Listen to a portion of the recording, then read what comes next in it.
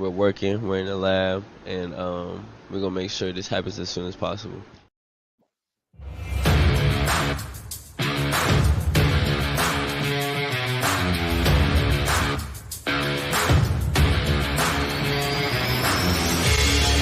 Welcome to an episode of the Sports Genes Into the Lab podcast,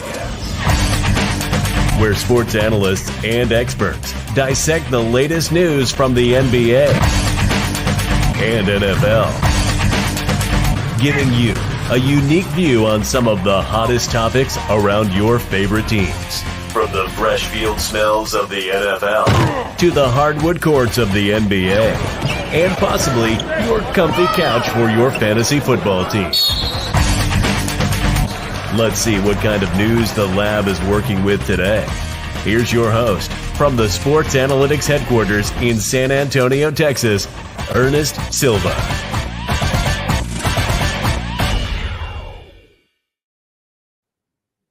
Hello. We are back. A bit of a hiatus. Had some fun, though. We'll give you an update on what ITL has been up to in the last 2 weeks. But I am back. I am your host, Ernest Silva, here with the wonderful Chris Connor with the Last Call podcast, doing a filler episode as we go into NFL draft mode and NBA playoffs. Chris Connor, how you doing today, brother? I'm hanging in there. I'm glad to be back. There's lots to talk about. We got NBA, we got NFL, we got college basketball. So I'm ready for your takes. I'm ready here. I am fully ready. What did you do in the 2 weeks that you had off here from ITL? What was your big occasions? Well, we had a lot of great guests on the show. We had Manny Montreal, of course, talking some boxing. We have bare knuckle boxing combatant Jessica Borga. I loved having her on. We had several PFL stars, including Limp Vasello from Bellator. And tomorrow we're going to drop some new stuff, and we're looking forward to the upcoming fights and upcoming PFL tournament this year, as well as some UFC fights. Before we get things started, I have to ask. First off, amazing, right? You've been trucking along. I'm the one slacking here as I've been trying to set up meetings and getting people together. Have you been watching the Masters at all? I did not today. Today I've been watching the Frozen Four, and as we saw already, it's Wisconsin beat BU, and now I am going to be doing. While I'm doing this, I'm tuning into the BC versus Michigan game. But I did see here that Bryson DeChambeau is in the lead. I mean, I love watching him. So but you look at some of these names right now, and it's like, all right, well, this guy, Steve Scheffler, Horjard, Willett, Homa. It's like, okay, and Tiger is 1 under par, so there's hope. There's hope. There's hope. Yeah, there's hope. That's what I'm watching for. I gotta see Tiger. I'm still that guy. Like, I know that's a niche here, but I'm still that guy. Shout out to Jordan. Guy still. There's that part. It's like, can you get the magic? One more run of the magic. That's it. I just want to see it once or twice more, right? At least in my lifetime, I want to see it. I got to see it. It's part of it. Shout out to Jordan, Lowell TV, part of the BCMG stream team, and tuning in tonight. Of course, if you're watching us, you can always be a part of the magic. Join us. The sports scientists are always looking for more analysts, more sports, tons of opportunities as we go into ITL picks for NBA playoffs. Join us here on staff. We're more than welcome to have you. But of course, round number 1 is coming at you. We are going full hoop mode to start things off. Let's get into it. The NBA playoffs are just around the corner.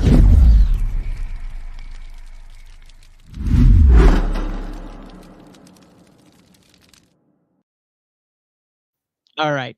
We know there's 2 games left. We know some of the teams are still playing, so we're not delusional here. We know that the standings may switch around, but as of right now, we are going to plug in and talk some analysis on what the current standings are and where it may go and what those matchups look like. And like always, we're going to start with the Western Conference, and let's just break it down. It is a star-stud matchup in the West. The 10-11 matchup is LA versus Golden State, in which Golden State was threatened by Houston there for a little bit, and then Houston kind of fell apart at the stretch, ran out of gas, really.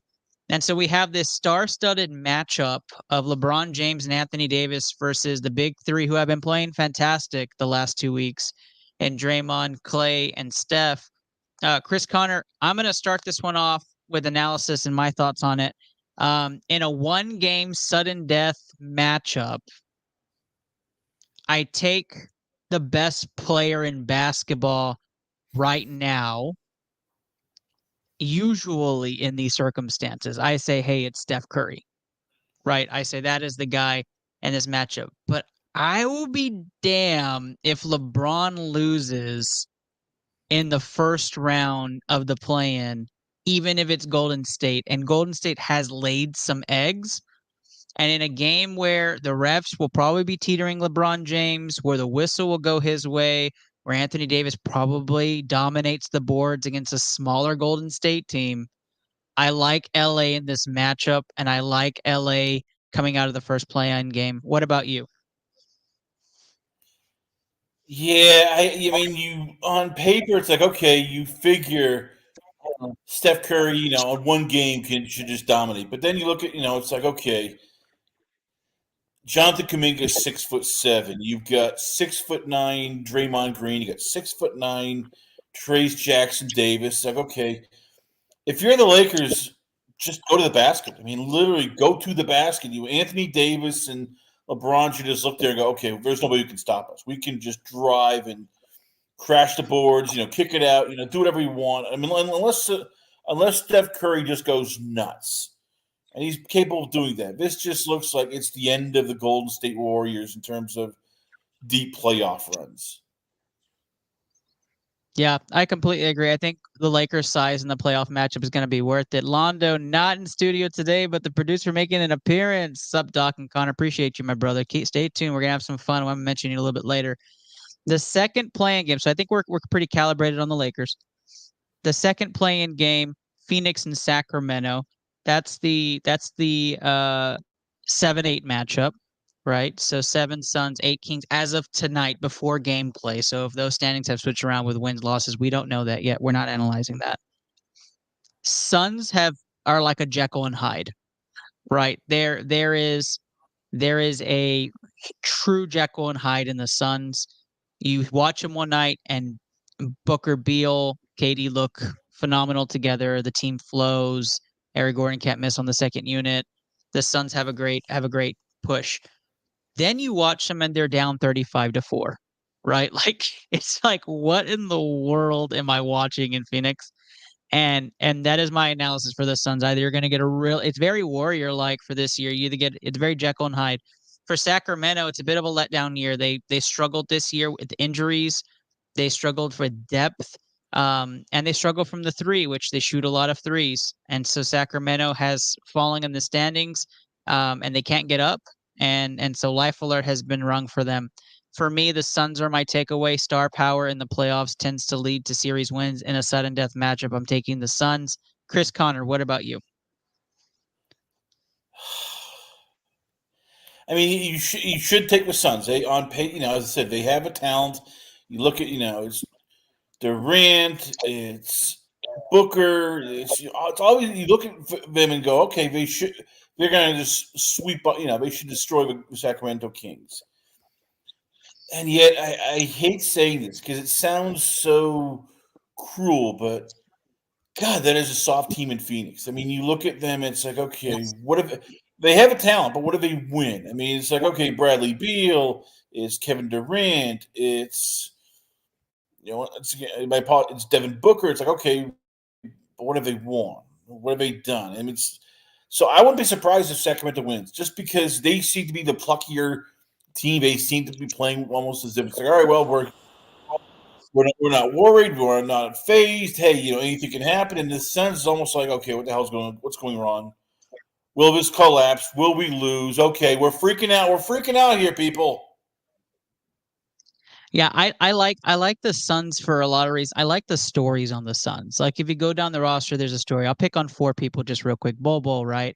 Bobo has all the stories in the world, and you want to see him be successful. People are hoping he comes back and does his thing, finds his magic on the Suns. You look at a guy like I'll go skip past Eric Gordon because it's low hanging fruit, but Royce O'Neal, right? Royce O'Neal has been the journeyman that has played solid basketball. He comes from Texas roots. I love his play. He's grit. defensive minded, just an all around player. Love what Royce O'Neal brings. Another great story on the Suns. Isaiah Thomas gets signed. Who doesn't love IT? Who doesn't love the story of what he was in Boston and then not love the story about how he was let down and then now making his comeback? And I think those three just by themselves are great. But I think the big story in Phoenix is Grayson Allen. I'm a huge non-Grayson Allen fan. And just because of the whole tripping incident that happened when he was playing at Duke. If you don't know this, Chris Connor, because you and I did not know each other at the time, but that was my cousin who he tripped. So there's personal bias. I get it.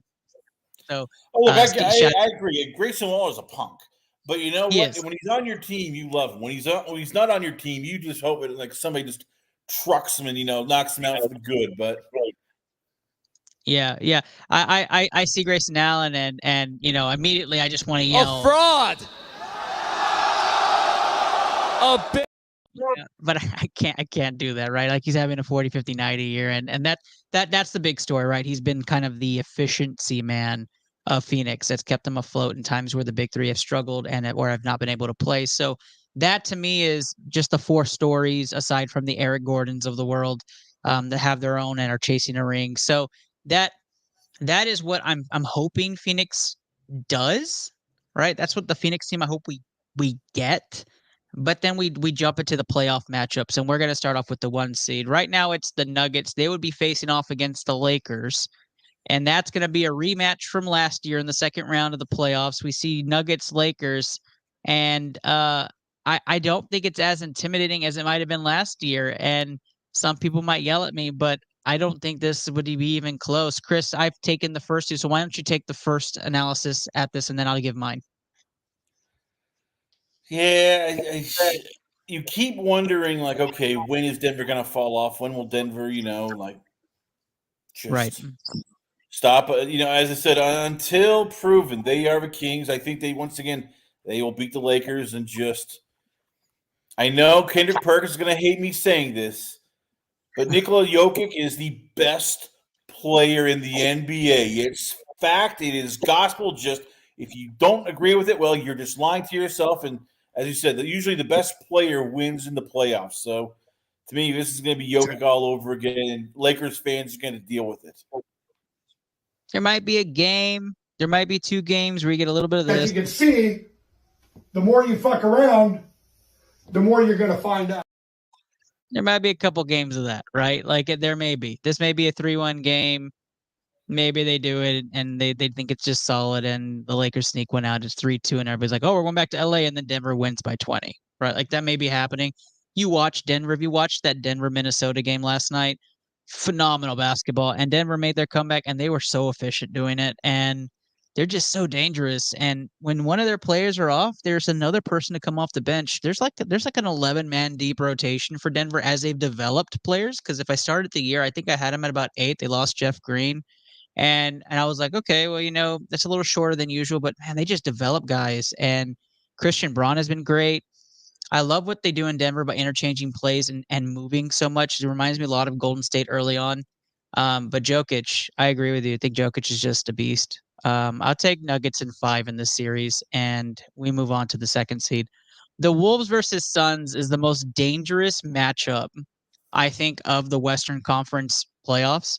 And I say dangerous because the stars are really on the Suns team.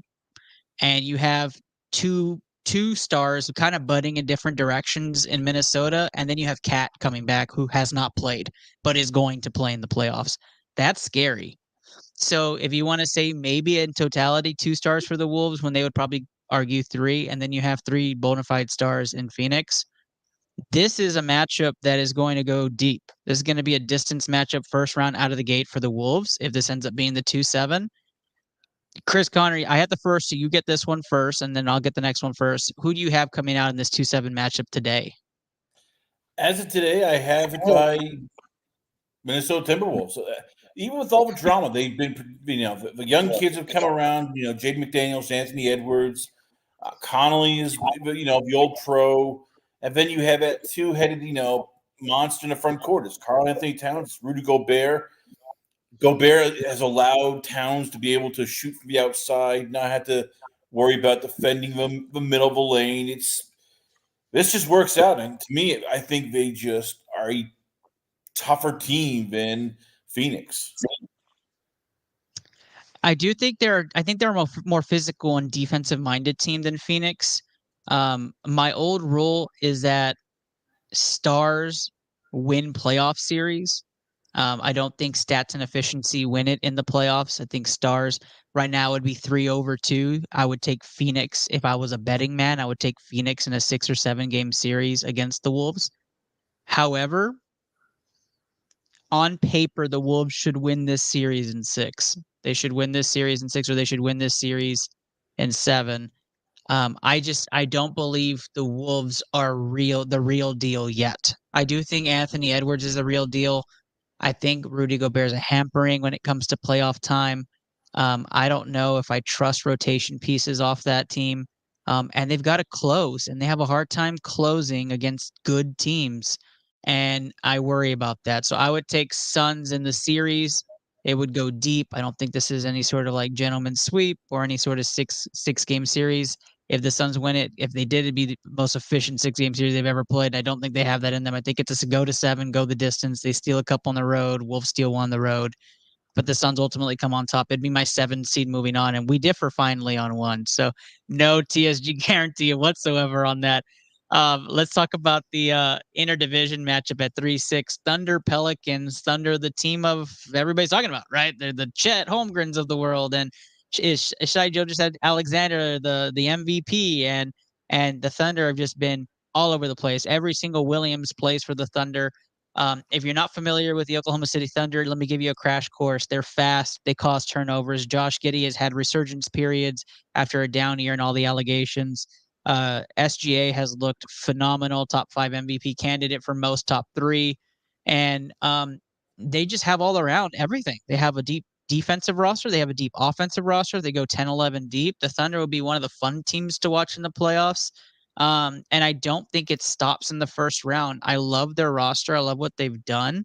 They actually control the Houston Rockets pick. If it's not top 4, so they actually have a huge future coming up with all the picks they've accumulated. They won't go away for a while.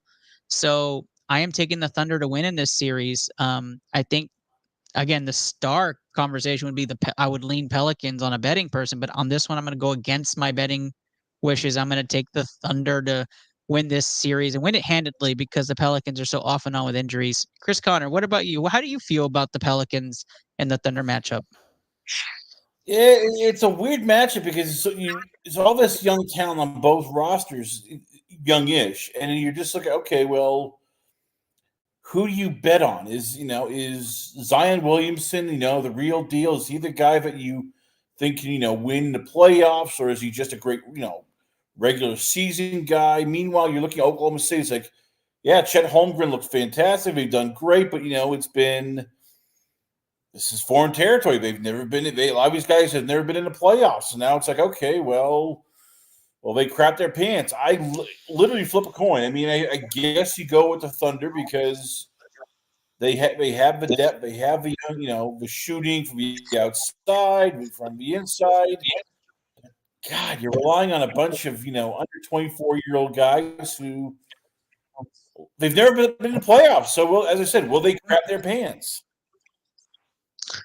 Yeah, that's the big thing. Inexperience on both sides of the ball, right? There's never been deep playoff runs for either side of these teams. It's going to be interesting to watch the coaching matchups as well because both coaches don't have experience in the playoffs. If this was the true 3-6 matchup, division rivals, it's going to be fun. It's going to be ugly basketball.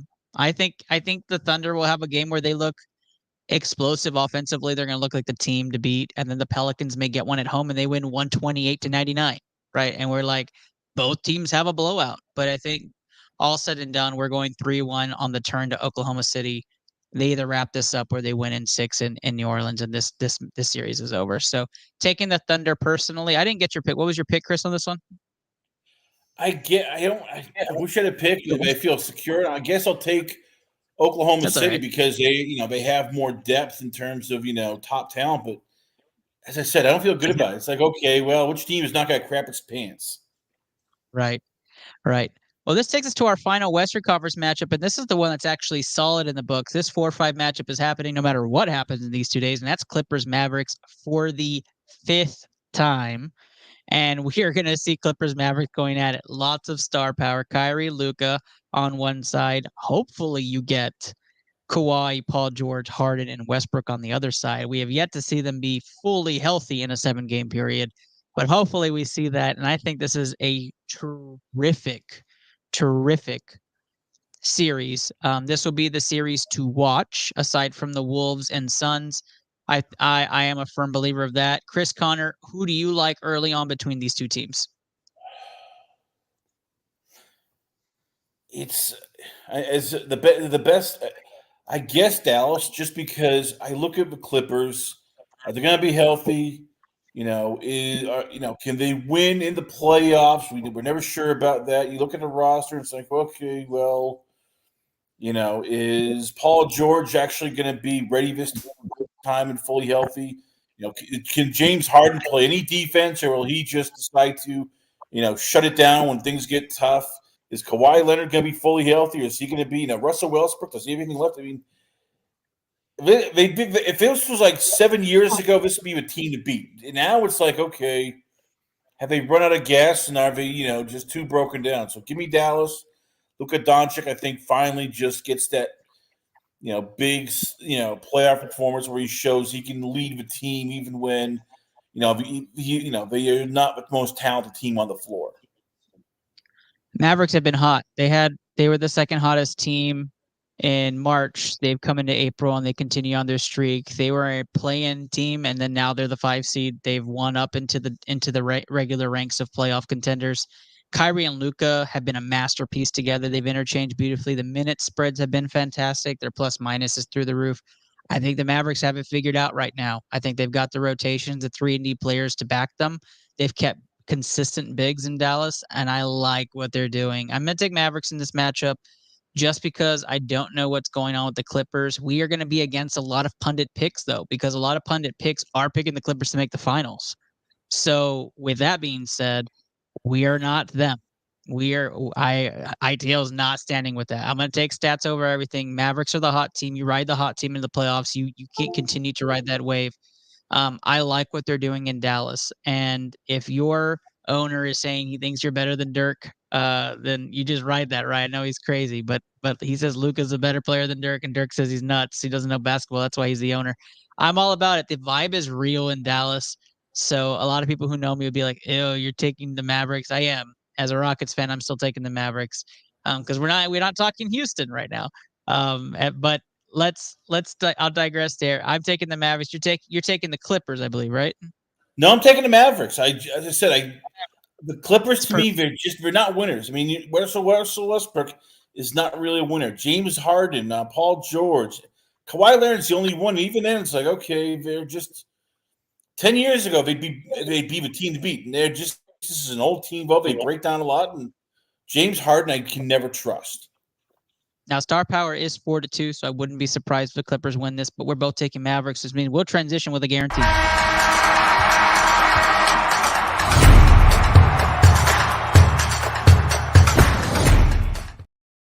All right, the Eastern Conference Plains, not as flashy. The first matchup is a 7-8 matchup between the Sixers and Heat, which is pretty nuts because these are two really talented teams, but injuries have hangered them back from a Sixers standpoint. The Heat, they don't take the regular season serious. They kind of lackadaisically go through it. They rest players on back-to-backs. Sixers Heat 7-8 matchup. The Sixers have been playing fantastic basketball since the beginning of March as well. Another team that's very hot, a 7 seed, I think that can make a run. I like Sixers in this matchup more than most. Although I do think the Heat take the playoffs seriously, I don't think this is the game they bust through and get in. So I'm taking the Sixers in this matchup. Sixers win and play the 2 seed, which we'll talk in just a moment. What about you, Chris Connor? Sixers. I mean, I just think, Joel Embiid is back. Once again, the best player. You look at, I just look at Miami. It's like, okay, yeah, Jimmy Butler. You never give up on him, but it's not the same. Does not feel like the same team as it was before. So give me Philadelphia in a one-game playoff set. Yeah, I completely agree with that. And for those of you who are thinking, is there a chance that the Heat may pull this off and the Sixers are playing for the lights? There is, right? It's the Heat. But even the star power over at Maxey Embiid, for me, over Butler, and that's just what I consider stars for me. So I'm gonna stop there and just say 2/1, and we move on to the next matchup, which is Bulls versus Hawks, and a game everybody is super excited for, and the average person is asking this question. Team? What team? Your best player thinks he's a pirate. Yeah, most people couldn't name a few players on the Bulls, and I don't know if outside Trey Young and DeJounte Murray, if anybody knows who else plays for the Hawks. But this is a fun one as the Hawks are healthy again, and you see the team kind of clicking going into the playoffs. Chris Connor, I'll let you start off with the analysis on this one. Wow, it's two teams that they're not that good, but then all of a sudden you look and it's like, okay, yeah, Chicago is up and down. Sometimes they look terrible. Sometimes, they play pretty well. Atlanta has been a disappointment. But then they go in the last two games against Boston. They've beaten Boston. So I don't know. Maybe Trey Young is just due. Maybe this is maybe I'm overthinking things, but I'm going with Trey Young in Atlanta to win this game and take on the Celtics in the next round. That's a big take. So you have Atlanta coming out. I think if Atlanta wins, they would end up having to play Miami, right, in a tiebreaker or in a one-game scenario also. Is that true? That's how it works, or no? I have no idea. I mean, right now, everything is all set in terms of – look at here. If you had to choose between the Heat and the Hawks, who would you choose? Heat and the Hawks? I'm taking the Miami Heat. They have a better coaching, better atmosphere. Yeah, I think that's how it works. They bet the two fight each other, and then the loser and the winner play each other for that final spot. So you would have the Miami Heat, and that's going to go to our first series. Eastern Conference playoffs start. You have the 1 Celtics versus the 8 Heat. I know a lot of you are chasing this upset. I'm going to talk a little bit as to why you're freaking crazy, but I'll start this off because I have no bias to either team. The Celtics are extremely talented, y'all. This is an 11-man deep rotation. This is a well-coached team. The stars are aligned. Kristaps Porzingis did help them take that next step. I love the Celtics chemistry. They play defense. They run 50 sets. The team is smart. And Jason Tatum and Jaylen Brown are in a position to where they can make a deep run in a very weak Eastern Conference playoff run and let the West battle it out. We've seen many years where the West really kind of just duke it out and are too tired or they're too fatigued or they're worn down come finals time. Now you see the Celtics in a game where it's the Heat. I'm not as worried about it. Like I said, I take the star power 2.5 over 1.5. I like Celtics in this match. I actually like Celtics in almost a gentleman's sweep. I like them in 5. And I wouldn't even be surprised if it's 4. The Miami Heat are very talented. They tend to perform in the playoffs, but the Boston Celtics are extremely, extremely talented on this roster, and they're well coached and they're well rested. I'm going to take Boston in this matchup. I do think they're the team to beat in the East. Chris Connor, for you, who do you take in this matchup? Probably the Celtics, but I do want to fight back. If it's Miami, they have the coaching advantage. I'll take Eric Spoelstra over Boston's coach any day of a week. Look, there is something about Miami. They're just a tougher team, and I get Mike Mazzulla. Joe Mazzulla's done a great job. The Celtics have been rolling, but it's just as I found out the hard way being a Celtics fan, Jimmy Butler is just that relentless son of a bitch who won't give up.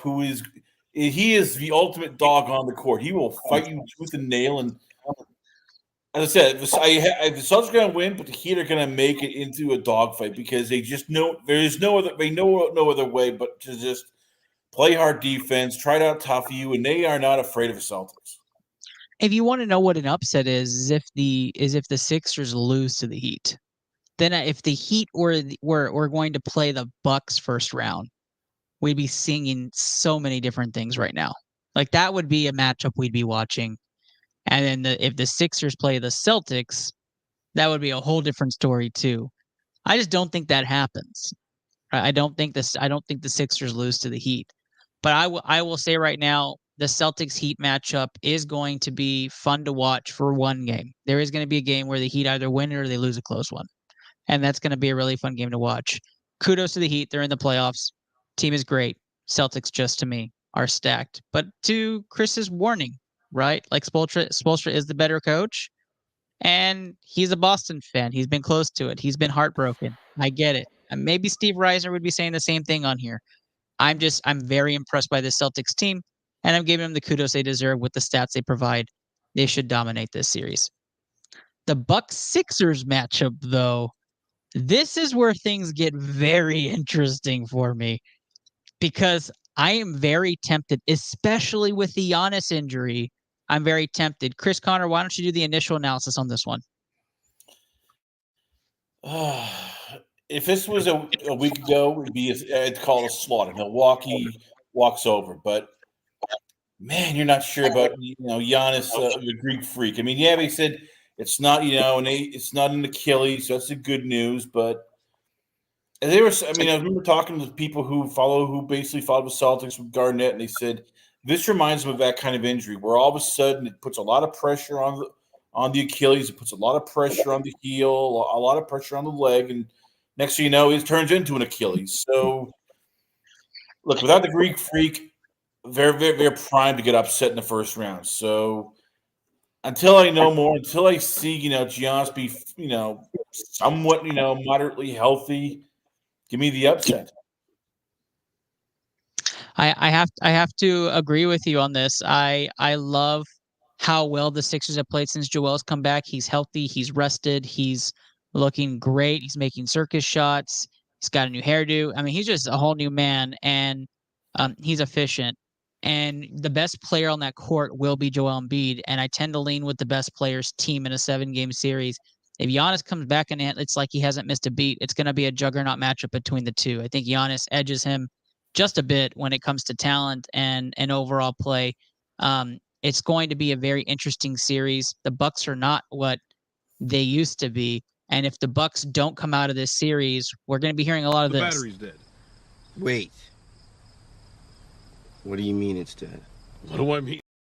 That's gonna be the conversation, right? Like, what the heck do you do in Milwaukee? Doc Rivers was brought in to fix things. Doesn't get out of a playoff series again. They struggled and limped all the way into the playoffs. Now we have this Giannis injury. What are we doing in Milwaukee? We lost defensive players. We lost Grayson Allen. We lost all these players that were doing great things for us because of Cap, and now we're here. And I do think Dame Lillard and Tyrese Maxey is going to be the matchup in here to watch. I know the star power is Giannis and Joel Embiid. They'll get the headlines, but how efficient Dame Lillard's going to be, especially on the road in these games, and then how Tyrese Maxey steps up in a playoff series as the beta is going to be interesting to watch. And I think those are going to be the two make or break players for this series. I am taking the Sixers as well, and since we both took the series, we know what that means.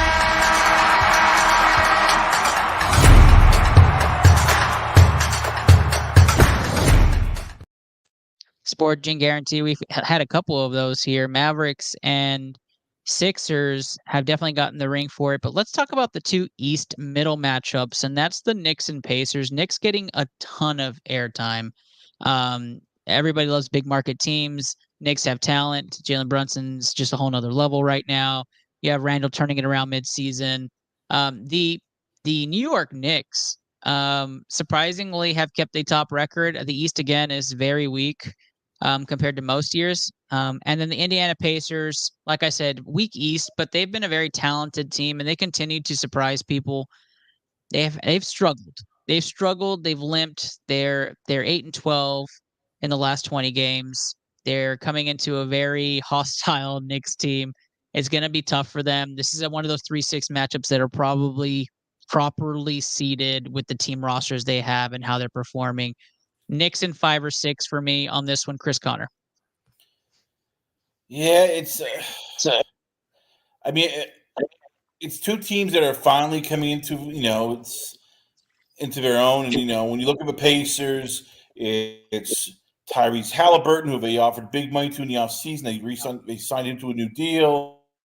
It's even guys like Pascal Siakam, who they obtained in a trade. It's of course the big guy himself, Miles Turner. They're finally coming along, and yet you look at New York, and it's I don't know. It's a great little matchup. I'm going with the Pacers. I'm going with the upset here, but man, it feels just good that the Knicks and Pacers that have a storied rivalry that used to be like these are two teams you would see in the finals. That all of these both of these teams are actually relevant. Not going, oh yeah, well they're in the lottery again. Right. Yeah, I'm excited. Storied franchises. We took opposite ends here. It's not going to be one of those most entertaining series. It's going to be ugly matchups. Let's move on to the new kids on the block. Cavs Magic, right? We had a couple lottery teams a few years back. Now they're in the playoffs. They're the 4-5 matchup. You'll love to see it. Paolo Banchero is going to make his debut in the playoffs. We have Donovan Mitchell, Darius Garland, Jared Allen for the Cavs.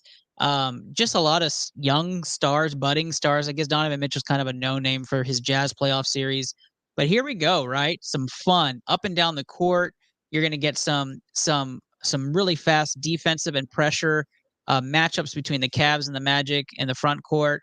And when you look at the Magic roster, you're really impressed by the storylines. Like Paolo came in, he was the guy. You have Franz Wagner, you have Jalen Suggs, you have a slew of individuals who have to prove themselves, and they've been playing great basketball. They had a big win margin to start the year. I think they had the biggest win margin going into December. They've teetered off a bit. Everybody levels out. It's the NBA. Everybody's talented. And now the Magic come in, making another surge, playing good basketball at the right time. I'm tempted in this game. I really am. I really am tempted to take the Magic in this series. I'm going to take experience over talent. I am going to take the 3-and-D team. I'm going to take the strong, the dog in the fight team. I'm going to take Cleveland in this matchup. I like Cleveland having a bit of an advantage coaching-wise as well. Give me the Cavs in 5 or 6 and the Magic to show up in a couple games and show how good they've been this season. Who do you have, Chris Connor? Give me Cleveland. I just look, as you said before earlier, we started this whole thing. You go with the best player. That's Donovan Mitchell. Jared Allen. He's not the tallest guy, but he's a double machine. He's the guy who allows the Donovan Mitchell and the rest of the team to basically sometimes cheat or go for the steal. As I said, Orlando's a nice little story. All these young players are coming together. Paolo Banchero, Wendell Carter Jr., Jalen Suggs. Gary Harris has found a second life. But to me, as he said, it's basically Donovan Mitchell's series to lose. Completely agree. I completely think it's in the Cavs' hands. I said we're going to make an outlandish take. That's the title of today's episode. If you're tuning in, you saw some crypto tags. Go and invest in crypto. It's going to be worth it. Take our advice. Go do it today. If Londo is here, be shining the light. It's a little delayed because it's just me. Go do it. Go plug in Doge. Go put some money into Bit. Go do everything you have to do to get ready. Shiba is where we're at. Go pump Shiba. Go put in your money. Go put in your hard-earned cash. Watch it grow. It's a nest egg. If you're watching because it's live or breaking news, you're here to hear it right here. This is the outlandish take right here. Chris Connor. Starting in May, we're going to have what's called the What If series on ITL. The What If series is where we're going to go back and play different playoff scenarios where each team that wins gets the player of their choice to proceed forward. And we're going to have our sports scientists dissecting and putting in new rosters to see if we get similar winners as we do in real life. So the What If series starting in the NBA, on ITL for the NBA in May. It's rated Merc. Shout out to Mark. Totally in this. Here we go. The What If edition, though, is going to be our predictions for the NBA Finals. Chris Connor, you have to call it today. Who are your finals predictions for the NBA if you had to see it go through? I'm going to call. I'm good. It's everything against me because I always bet with my My head, not my heart. But you know what? I'm pulling an opposite here. Give me Minnesota versus Boston in the NBA Finals. Minnesota, Boston. So Minnesota, 2 seed against a 1 seed in the NBA Finals. Chris Connor's take. Here's my take, Chris Connor. You're going to say it's nuts. I'm going to go Vegas odds 777. You heard it here first on ITL. I don't think I've heard this matchup anywhere. I'm going Suns Sixers, NBA Finals, and I say 777 because it's going to be the 7 seed versus the 7 seed in a 7-game series. Wow. Winner comes out in overtime. Suns, Sixers, 7-game series, 777. You heard it on ITL first, folks. That's where you heard it first. When it happens, you come back and you tag this video. Mark is going to clip it because that, to me, I'm telling you guys, is going to be a TSU.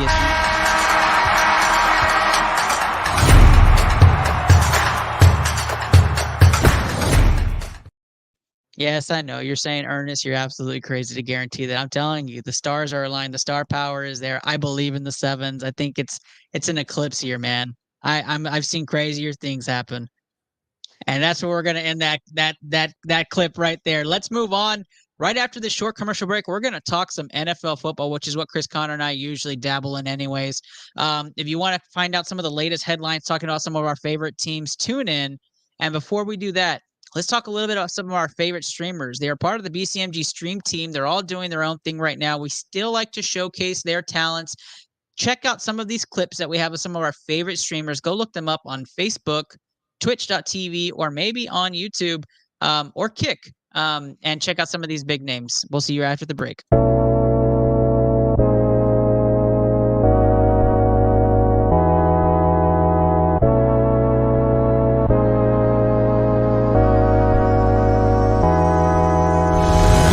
Yo, Jill going down the hill. Gonna go fetch Jack in his little pill. Jack feeling down and that's pretty bad. Let's go. Oh, yo, clip that. Clip that headshot. Nice. No! A pistol. What the? Okay, that didn't count. I got Woo, let's go, baby, clutch it up. Yeah, I like it. What? No way. Did that precision just kill me? Let's go! Nice, Papa! Papa with the clutch kill at the end. Let's go. Oh, I missed. That was bad. Got him. Nice. Man, I'm going to go steal their shit. That is definitely orange. Green. You're dumb and it's orange. We're both wrong, red.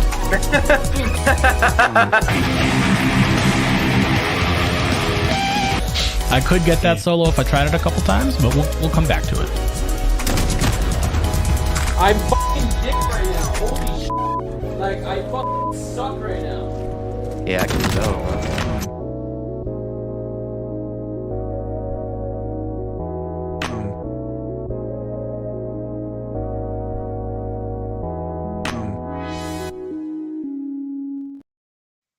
All right, we are back. Go check out some of those names. Again, like I said, Kick, Facebook, YouTube, Twitch. They're all over the place, and they're fantastic individuals. I just spoke with a couple of them today, and it was like we kicked off right where we left off. Shout out to Mama Bear and Tuconi No Onion.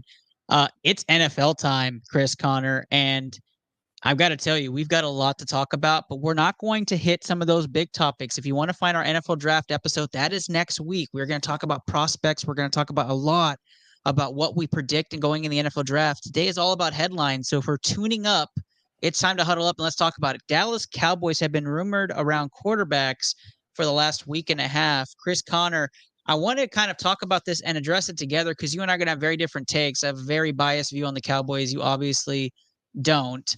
But the Dallas Cowboys, Dak Prescott, contract year, they did not renew or extend. Big focus of conversation for the Cowboys. And it seems like he's in a prove-it year with Mike McCarthy also on a contract year. So it looks like Dallas is going to go full either rebuild or refocus this offseason if they do not perform well, which Their offseason moves don't see like it would be any better than last year. So for you, do you see the Cowboys drafting a quarterback or drafting a quarterback early? I don't put anything past the Cowboys when it comes to if they win big swings, but what can they offer to get? Let's say, I mean, because you figure, New England's not going to trade that far down. You're not going to get, the Cardinals trade that far down. The Redskins will never trade with the Cowboys, no matter what. So maybe maybe the Chargers, maybe Tennessee, but even then, it's like, how much do you give up? What can the Cowboys give up, honestly, to get a top 10 pick? And the only thing I see is maybe, and this is if he drops that down, but I think he's going higher than people think. But Michael Penix to the Cowboys. That's not an outlandish take, and it's not the first person I've heard talk about that. So let's explore that a little bit, because Michael Penix would make a lot of sense, except Trey Lance lives in Dallas right now. So I want to put that out there. Is Jerry willing to take Trey Lance for a year or two to see what he has there before going after a quarterback, before maybe Arch Manning comes out, right? Before they start making all the chances on quarterbacks that are up and coming? Or would you take Penix and fill that quarterback room with just talent behind Dak and see who wins out if Dak is not the guy going forward? Does that change anything for you? I don't know. I mean, to me, there's a better chance of them going next year. And I know I'm throwing conspiracy theories out there. But Dion has said that he will not let certain teams draft his kid. I'm telling you right now, this just smells like, dare I say, Shedeur Sanders, Dallas Cowboys, 2025. I'm calling it right now. Coach Prime ends up with him and his son with the Cowboys. You'll love it, Ernest. It can be Prime and baby Prime Silva, the show we never knew we wanted, but we're getting. I don't. There's only. It may be funny to you, motherfucker, but it's not funny to me. Okay? You say it's funny, but I'm telling you right now. All you have to do go Prime. What do you think? And you could have a full show. I want to win a Super Bowl, man. That's just going to be entertainment.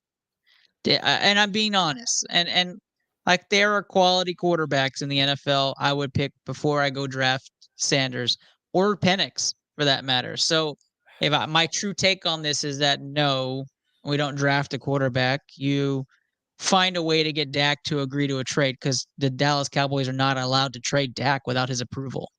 So that's the holdup on all this, is that you can't even trade. So he would have to approve where he goes, save you that money, invest it back into the team, fill back those holes up, draft a quarterback when you're ready. If you can't do that before the draft, which you're a few weeks away, there's no way you're ready for a quarterback this year. Just go with Trey Lance then. Have him play in a system that's going to help him be successful, very similar to what's happening to Caleb up in Chicago or CJ Stroud in Houston, and bring in a young quarterback that can fit a system that's going to be designed to help him be successful. That's all I can think in Dallas. I would not draft quarterback, even though this is a very quarterback talented draft pool this year. You would have to give up assets to get there, assets that you need to fill holes on this roster, and it would just wouldn't work. You have Dak. Dak can get you through it. That's my personal take on it. I don't think they go quarterback. You do think they go quarterback. So it'll be interesting to see. This is a good segue to Raider football, because what in the world are the Raiders going to do for quarterback? I don't think they're going to stay at bay where they're at. They don't have a ton of assets, but there are a lot of links between Antonio Pierce and Jaden Daniels. And I think there's where there's smoke, there's a ton of fire. I think they make the move for it if they don't go after Dak Prescott. So for you, Chris Connor, what's the bigger gain for the Raiders? Go for an established elite quarterback now, or go for the rookie sensation you think will take your franchise into the future? What's your choice?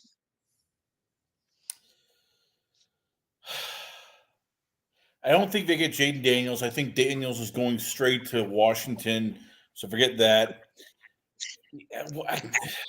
From what I'm hearing, I would not be surprised if Penix goes to the Raiders. He's a drop-back quarterback. He has the big arm.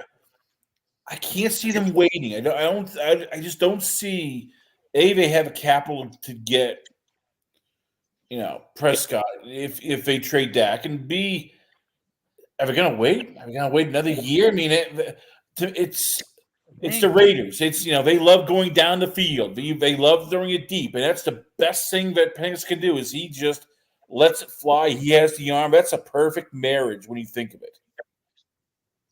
Yeah, but you also have a very good tight end, and Dak plays very well with elite tight ends, and there's that choice also that's out there for you. There's a couple quarterbacks. What would you give up? I mean, would you give up 2 first-round draft picks if you're the Raiders for Dak? I mean, that's fair. I mean, he's one of the top-rated quarterbacks in the regular season. He has one of the top numbers overall as a quarterback in the NFL. Like that's true. Playoff time, he's not the same. Then you know what you're getting. Right? Is that what you want? If it's not, the whole conversation has to come out as what is Dak's value then at that point? And we can have a whole conversation about that come free agency next year if he's not a Dallas Cowboy. But that is a huge thing. Now, quarterback fit system there. I don't want Las Vegas to make a move and you end up with the 6th best quarterback on the board. Like, I think if the Raiders make a move, they trade with New England and they go up and get their guy. That's my personal take on it. I don't know. You just have to give up 3 firsts. You have to give up 3 firsts. Is it worth it at that point? And for Antonio Pierce, it might be.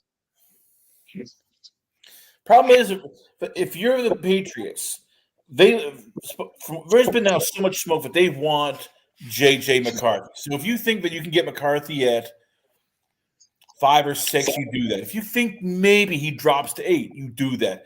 There's no way he's getting to J.J. McCarthy's getting to 11 with Denver, with the Raiders, with even other teams like, as you said, possibly even Seattle, New Orleans. They're all going, there's no way that they can trade down and get, unless they go, all right, well, this year we're going to go with Bo Nix instead. Could be. It could be. I think that with the assets you obtain in the trade, you can trade back in if you need to and get your guy if you really feel he's going. But he may fall. J.J. McCarthy has been a name that has been falling on boards. I wouldn't be surprised. If you really feel that way, New England could gain a ton of assets and get their guy. I'm going to tell you right now, J.J. McCarthy will not fall past pick 5.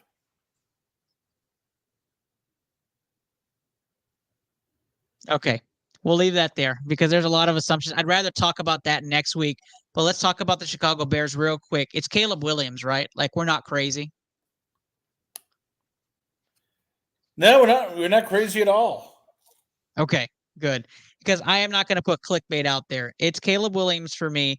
That is his system. That is his offense. That is what the Bears are building for. And I know there's a couple of reports that came out led by Bleacher Report that states that's not the best quarterback on the board. Okay, Bleacher Report. Clickbait away. I'm not falling for that. Caleb Williams, this is his team now.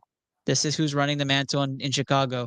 Chicago also has the 9 pick, and that's where I also think if New England traded back, they would trade up for, and Chicago would be willing to trade that away since they're probably either going to chase a receiver or a lineman. Does that intrigue you, Chris Connor, the 9 spot for New England? It does. I mean, look, it's intriguing, but... And it's J.J. McCarthy. Does he fall that far, though? I mean, as you said, you're hoping that Minnesota doesn't trade up to number 5. And we know the Chargers are in business. You're praying that, the Giants don't take J.J. McCarthy, and they're not sold on Daniel Jones, so there's always a chance. It's just there's so much risk, and not for whatever reason. I'm telling you right Titans, right there at 9 for you, JJ. You got to do it, right? Like you've got to hope. As long as he gets past 5, he's going at 9. Well, we will find out. By the way, we have some breaking news we got to talk about because it's going to lead into your segment later on. Kentucky has a new head basketball coach. Breaking news. Yes. Oh, it's official from BYU. It is official.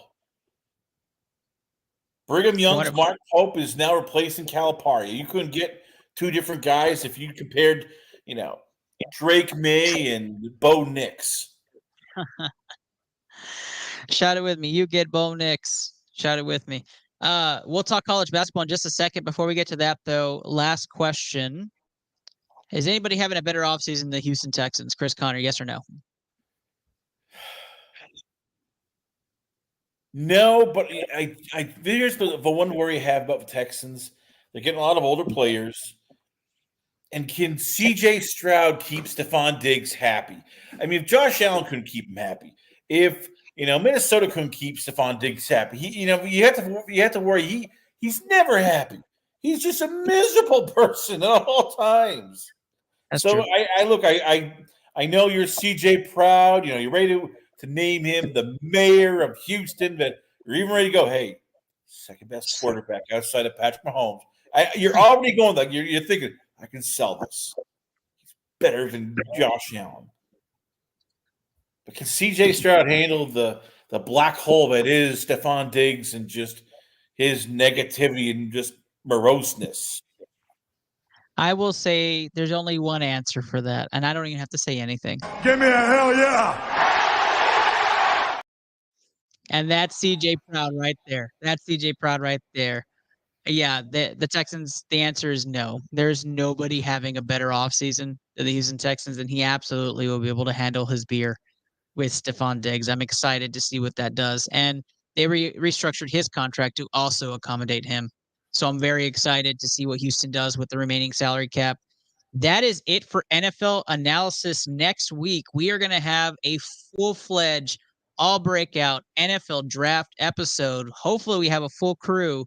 This is the filler episode to that NFL draft episode. We are very excited for that episode.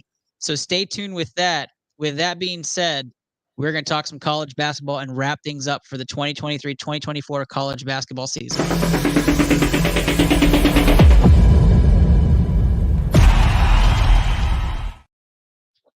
All right, we're going into the lab here. Accuracy is everything, especially in college sports, Chris Connor. I went back through the tape. I said, let's check our receipts. How well did we do with our most outlandish, crazy thoughts? There's 72 of you all watching right now. So let's just we missed some things, right? But we hit on some cool stuff. So let's talk that out. Before we do that, we had a bracket challenge. Shout out and congratulations to @StephPolo55. 1560, I think, was the score that won it. He predicted UConn to win. Congratulations. I think you predicted UConn over Purdue as well. So huge shout out to you. You won the bracket challenge. Your money's being sent. You're going to get your polo. You're going to join the Sports Scientists come NFL season. That's exciting. We're so happy to have you on board for ITL pick season. Welcome to the group. Welcome to the team. And we're excited to have you on ITL. We'll reach out. DM me if you haven't received anything yet tomorrow evening. But that should all be squared away for you as well. And if you haven't sent me your information, make sure you send that. Again, everybody is cheering in the studio. Everybody's cheering around because our winners always get all the best swag. So huge kudos to you. Get one of these awesome ITL polos and then a shot here as a sports scientist and to get on roster with us to get dissected in the lab. All right. Our top 5 takes. We'll start off with number 5. And this is going to be a free-for-all, Chris Connor. Your goal is just to tell me how accurate we're being. Give me a percentage, all right? Here we go. Number 5, Alabama will make a deep run in this tournament, was a statement I made on the host show, and I was ridiculed for it because I was told Alabama may lose first round. Alabama made it to the Final Four, shockingly out of their region, ended up beating number 1 North Carolina. What percentage accuracy would you give this one, Chris Connor? I would get 100%. I mean, you said it was a deep run. It was a deep run. It's 100%. You called it. You nailed it. I give you credit for that. That is a huge hit. I told you guys my goal was to see the best offensive team versus the best defensive team in the national title. We almost got it, except Houston's best player gets hurt. and they don't make that run. So there you go. Alabama makes a big run. We hit on our first major prediction. Our number 4, Kentucky is the 3 seed to worry about from all the top 4 seeds. How accurate were we on that one, Chris Connor? Not accurate at all. In fact, basically this was the last journey of Mark Calipari. I mean, and maybe this is for the best. Maybe it was time for Kentucky to go, okay, we need this first round exit so that Coach Cal can leave. We don't have to fire him, and we can get a new coach. But yeah, I'm sorry, you were dead wrong. Yeah, Kentucky was absolutely the team to worry about, other than Auburn, which laid an egg in the first round, a 4 seed that I think some of us had going pretty deep, and probably upsetting UConn in some brackets, not to mention those. But Kentucky did not perform. They were terrible, and you should have been worried the entire time. So we are going to number 3. UConn is going to struggle to the national title. How accurate were we on that one? Not at all. And look, what UConn did was just amazing. And look, we all got hoodwinked. We thought, okay, this is going to be a year UConn was going to struggle a bit. They might get upset. Nope, they just ran with tables. UI and everybody else who was anti-UConn, we were dead wrong. There was a game. I think there's one game they started off slow. They won by double digits. They didn't lose. They didn't win one game by single digits. I mean, they just dominated the whole field. I didn't realize UConn was that type of team. I'll admit it. I thought they had a death a death region to start off with, and they came out of it easy. So shame on us. Never trust the numbers. Number 2, a double-digit seed will make the national title game if UConn or Houston loses. So this prediction does stay firm. How accurate were we?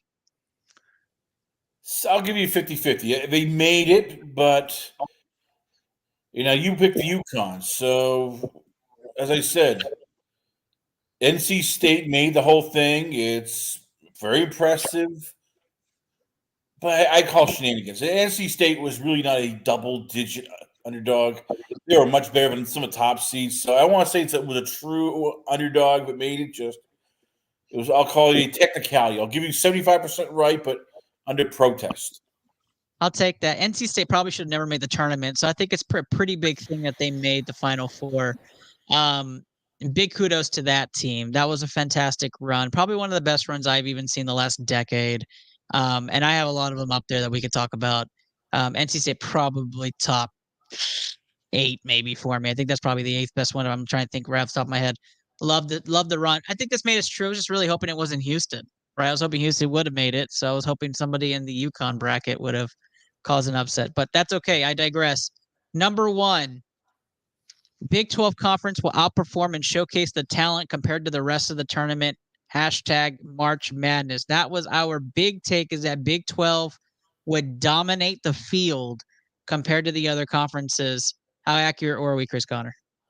Unfortunately, not accurate. It was, if anything, it was an ACC world and everybody else lived it in terms of conferences. But look, I thought the Big 12 was also going to be doing well. I thought, you'd have Kansas, you'd have, you'd have Oklahoma, you'd have, some of these teams would make out that, Baylor. You figured somebody would do well in this tournament for the Big 12, but no, it was not to be.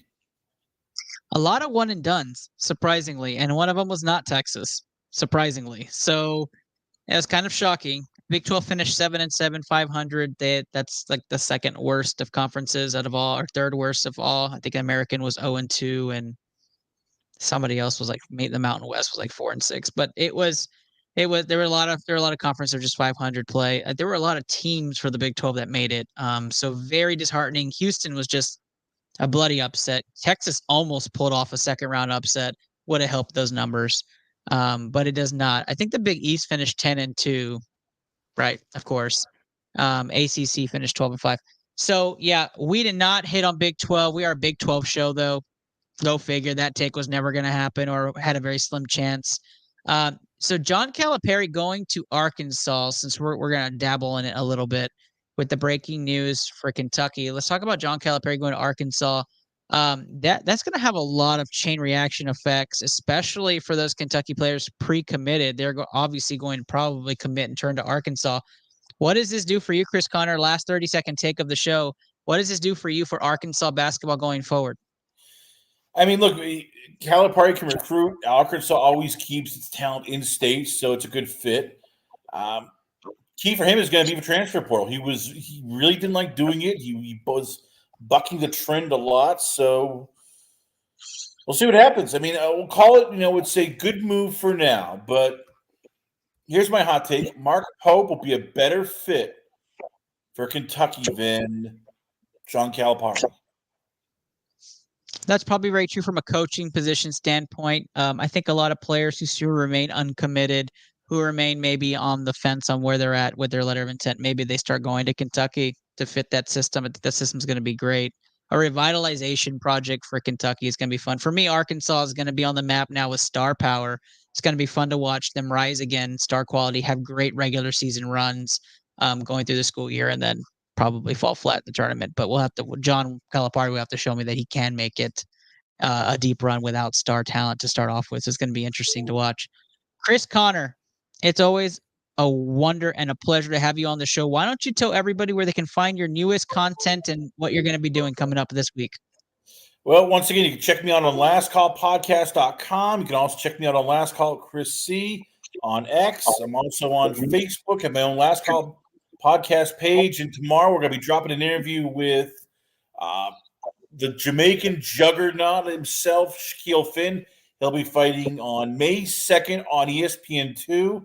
And once again, always a pleasure to be on, Ernest, and love to. Once again, I missed this, so I can't wait to talk NFL draft. We're going to be talking about that on my show in the next coming weeks.